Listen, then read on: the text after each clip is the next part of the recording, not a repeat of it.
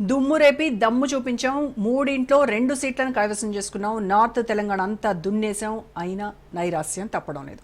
తెలంగాణ బీజేపీలో 3 అడుగులు ముందుకు 6 అడుగులు వెనక్కి అనే చందంగా మారింది పరిస్థితి. బీజేపీ నేతలు కార్యకర్తల్లో స్తబ్దత అలాగే కంటిన్యూ అవుతోంది. రేవంత్ సర్కార్పై కొట్లాడే క్యాడర్ ఉన్నా లీడర్ లేకపోవడంతో కమలనాథులు తర్జన భర్జన పడుతున్నారు. 2 ఎమ్మెల్సీలను గెలిచినా కాషాయ పార్టీ తీరు మారటం లేదు. ఓవైపు కాంగ్రెస్ ప్రభుత్వంపై బీఆర్ఎస్ ముప్పేట దాడి చేసింది. అంది వచ్చిన అవకాశాలను చేజేతులారా వదులుకుంటోంది బీజేపీ. కేవలం ప్రకటనలకే ఆ పార్టీ లీడర్లు పరిమితమయ్యారు.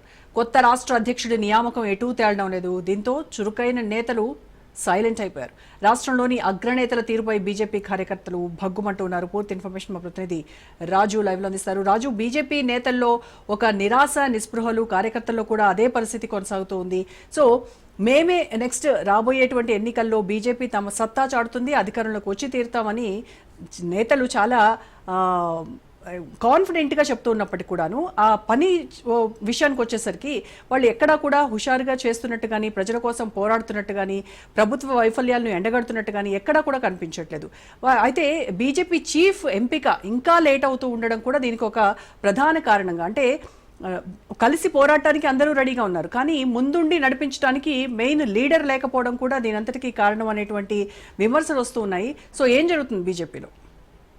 రోజా, తెలంగాణ బీజేపీలో అసలు ఎందుకు రాజకీయంగా కూడా ఎట్లాంటి కార్యక్రమాలు పెద్ద ఎత్తున జరగడం లేదు అని చెప్పి కూడా కింది స్థాయి కార్యకర్తలకే అనుమానాలు వస్తున్న పరిస్థితి కనిపిస్తూ ఉంది. అసలు పార్టీలో ఏం జరుగుతూ ఉంది, అసలు నాయకులు ఎవరు, ఏం చేస్తూ ఉన్నారు, అసలు మేమేం చేయాలి అనే ఒక పరిస్థితికి వచ్చారని చెప్పి కూడా ఇటు పార్టీ కింది స్థాయి కార్యకర్తలు ఒక చర్చ అయితే జరుగుతున్న పరిస్థితి కనిపిస్తూ ఉంది. వీటన్నిటికీ ప్రధాన కారణము ఇటీవల ఏదైతే జరిగినటువంటి ఎన్నికల్లో బీజేపీ 3 ఎమ్మెల్సీలకు గాను 2 ఎమ్మెల్సీ స్థానాలను కైవసం చేసుకుంది.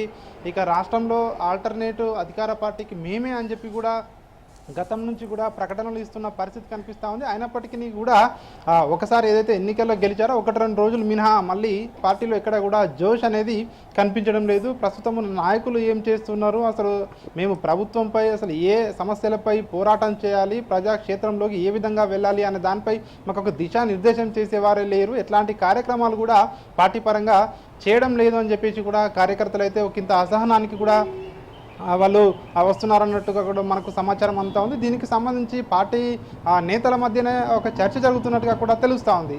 సాధారణంగా ఏదైనా పార్టీ 2028 టార్గెట్గా పెట్టుకున్నప్పుడు సో ఖచ్చితంగా మేమే అధికారంలోకి వస్తామని బీజేపీ ఘంటాపదంగా గత కొద్ది రోజులుగా చెప్తున్నప్పటికీ కేవలం మాటల వరకే పరిమితం అవుతున్నారు కూడా, కానీ క్షేత్రస్థాయిలో ఎక్కడ కూడా చేతల వరకు కూడా తమ యొక్క యాక్టివిటీని చూపించడం లేదు అని చెప్పి కూడా మనకు ఇక్కడ పార్టీ కార్యాలయాల్లో ముఖ్యంగా ఇటు కింది స్థాయి కార్యకర్తల్లో జరుగుతున్నటువంటి చర్చల ద్వారా తెలుస్తున్న పరిస్థితి కనిపిస్తూ ఉంది.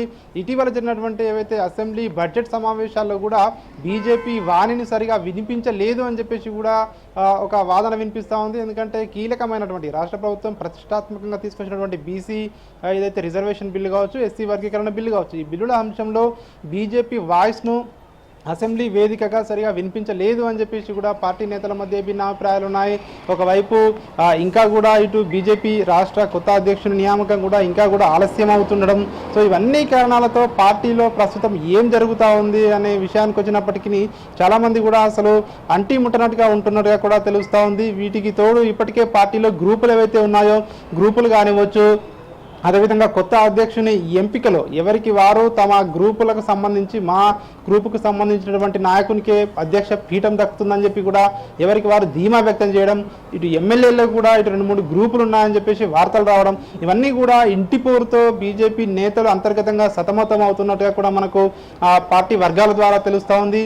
ఇవన్నీ సమస్యలు పరిష్కారం కావాలంటే అధిష్టానం ఖచ్చితంగా రాష్ట్రం ఏదైతే బీజేపీపై ఫోకస్ పెట్టాలని చెప్పి కూడా ఇటు కింది స్థాయి కార్యకర్తలు కోరుకుంటున్నారు. దీనికి తోడు కొత్త అధ్యక్షుడిని వీలైనంత తొందరగా నియామకం చేస్తేనే సగం సమస్యలు పరిష్కారం అవుతాయని చెప్పి కూడా ఇటు బీజేపీ నేతలు ఆశాభావం వ్యక్తం చేస్తున్నారు. మరొక వైపు బీఆర్ఎస్ పార్టీ ఇప్పటికే ప్రధాన ప్రతిపక్షం బీఆర్ఎస్ పార్టీ కాంగ్రెస్ పార్టీపై ఎప్పటికప్పుడు కూడా ఇటు అందివచ్చిన ప్రతి అవకాశాన్ని కూడా వినియోగించుకుంటుంది.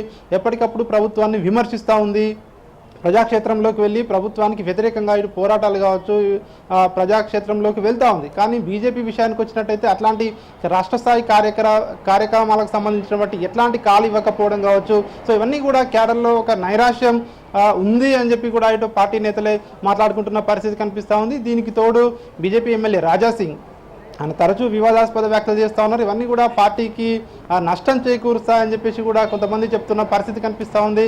ఇవన్నీ కూడా చూసుకున్నట్టయితే గ్రూపులు కావచ్చు, ఇటు ఆ పార్టీకి వ్యతిరేకంగా మాట్లాడడం కావచ్చు, అదేవిధంగా కొత్త అధ్యక్షుడి నియామకం ఇంకా జరగకపోవడం కావచ్చు, అసలు పార్టీలో ఏం జరుగుతుందో, పార్టీలో సంబంధించినటువంటి ఏదైతే అందరూ ఒక తాటిపై గెలిచిన 8 మంది ఎంపీలు కావచ్చు, ఎమ్మెల్యేలు కావచ్చు, ఒక తాటికి వచ్చి ఒక మీటింగ్ పెట్టుకునే పరిస్థితి కూడా లేని ఆ సిచ్యువేషన్ పార్టీలో ఉంది. కాబట్టి ఇవన్నీ సార్ట్ అవుట్ అయితేనే పార్టీ ముందుకు వెళ్ళగలుగుతుంది. 2028 లక్ష్యం పెట్టుకున్నాం అధికారంలోకి రావడానికి.